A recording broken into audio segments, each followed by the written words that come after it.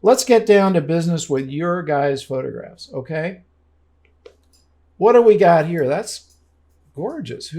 Yeah, Whose photo this is is this? from Nancy. And let me check what the caption was that came. No caption with this one. But yes, gorgeous photo.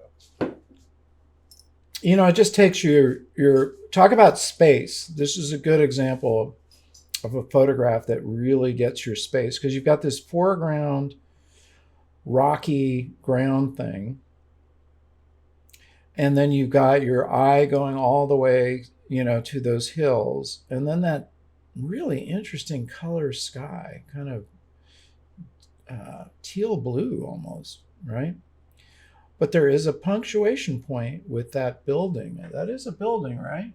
Or is that a freight car? Something. It looks like maybe a freight car. But whatever that is, that becomes a punctuation point. Yeah, your eye goes to it. Lighting is gorgeous.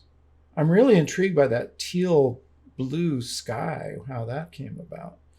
Yeah, because there's light on the hills. So the sun is still up, but somehow that sky is very dark. I'd be curious to hear if you did some processing on that or this is how it really looked. Okay, but good job.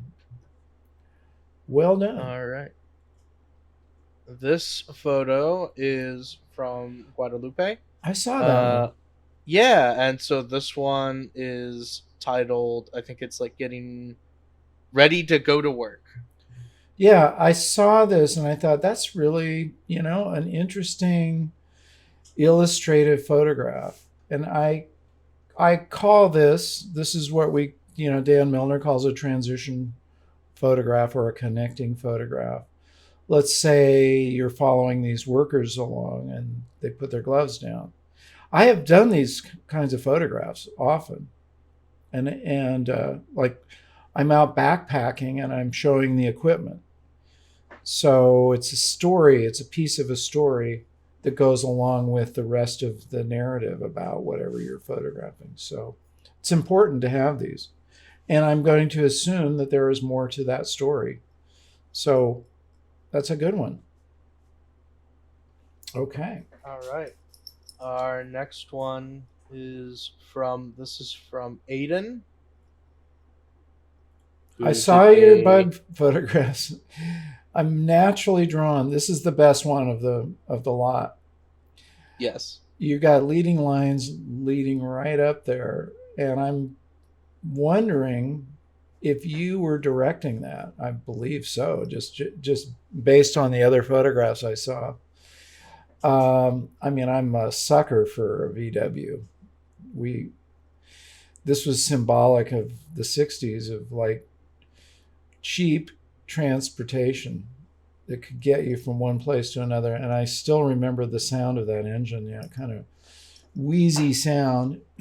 For those of you who don't know, that's a rear engine automobile.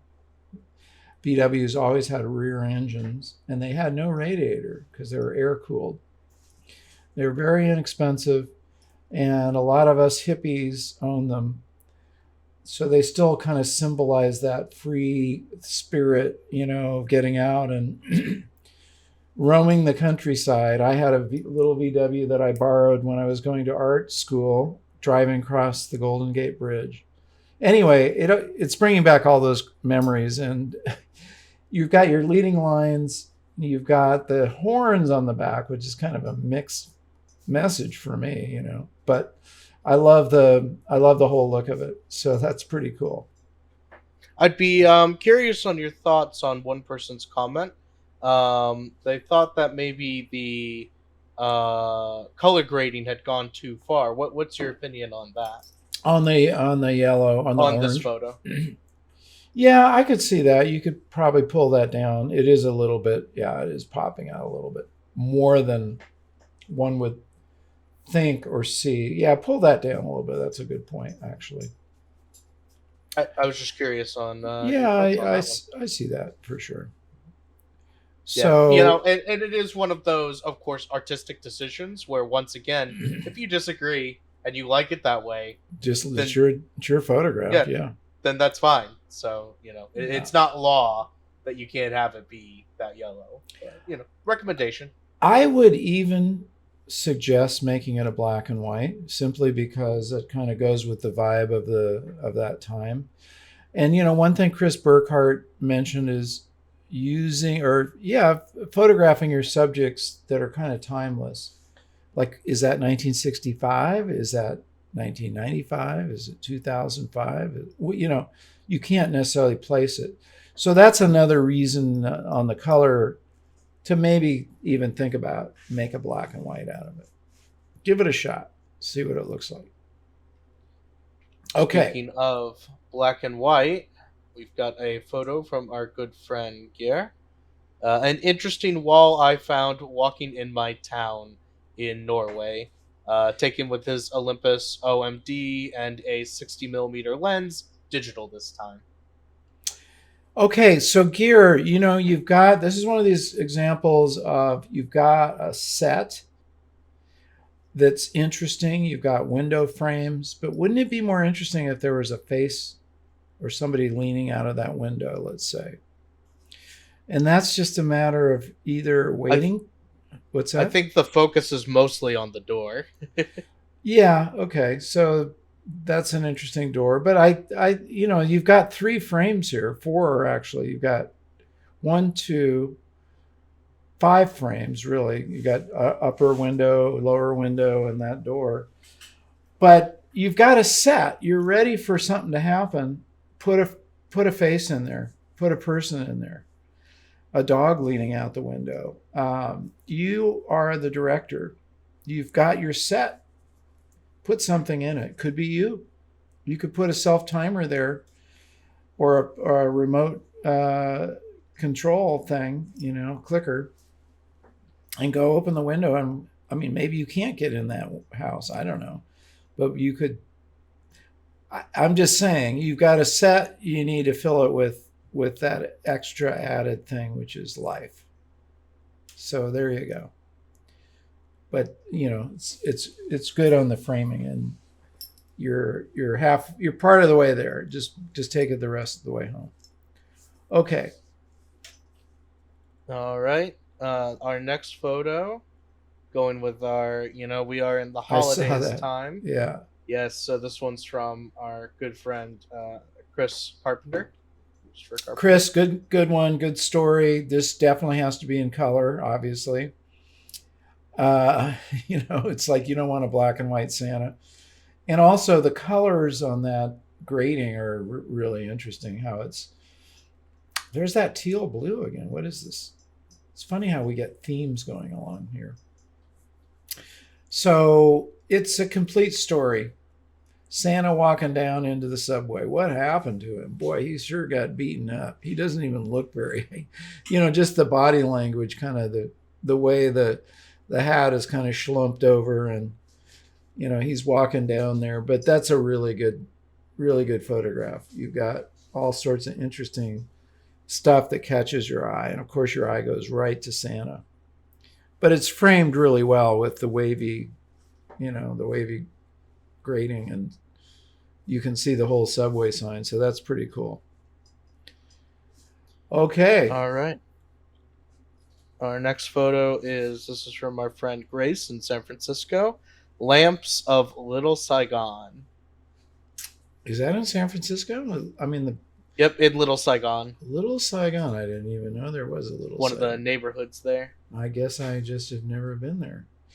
Yeah, you can see the Victorian in the background on the right. That's definitely a typical San Francisco. Okay, so here's the thing. I see, those are lamps. That's interesting. So it's either a transition type photograph, part of your story, or we're waiting for something to happen. You can use it as a transition photograph.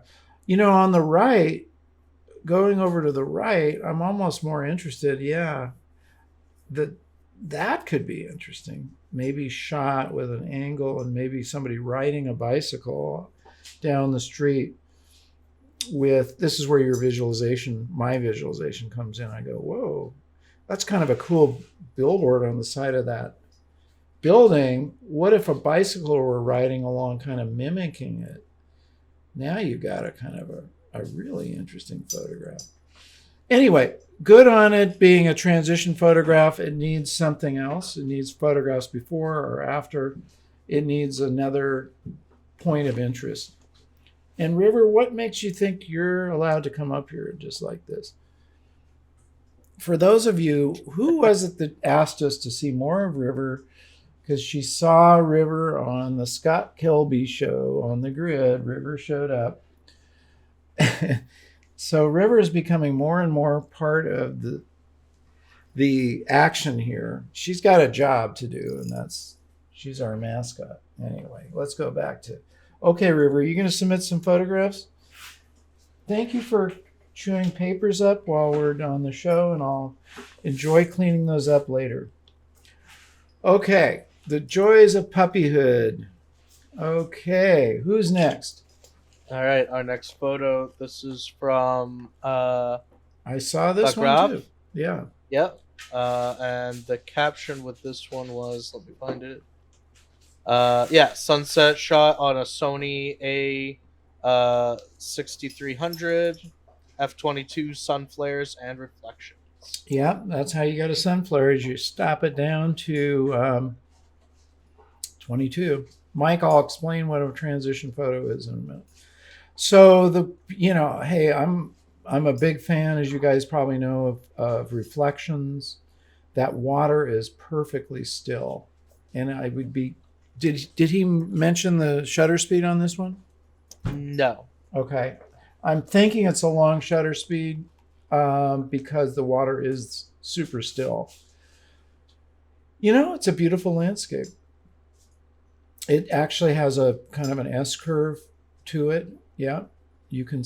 Well, I'm looking more at the river because the river, yeah, it's really kind of leading lines, but you can see that it's going around the corner there. So that's really technically an S curve.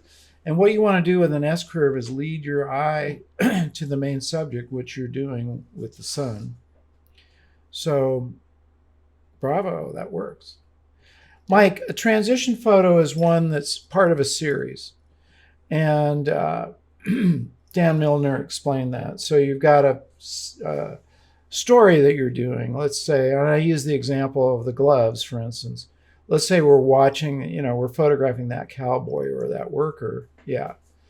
And this is a transition photo that maybe goes from one picture of the guy working to his gloves to something else. It links, it's a linking photograph.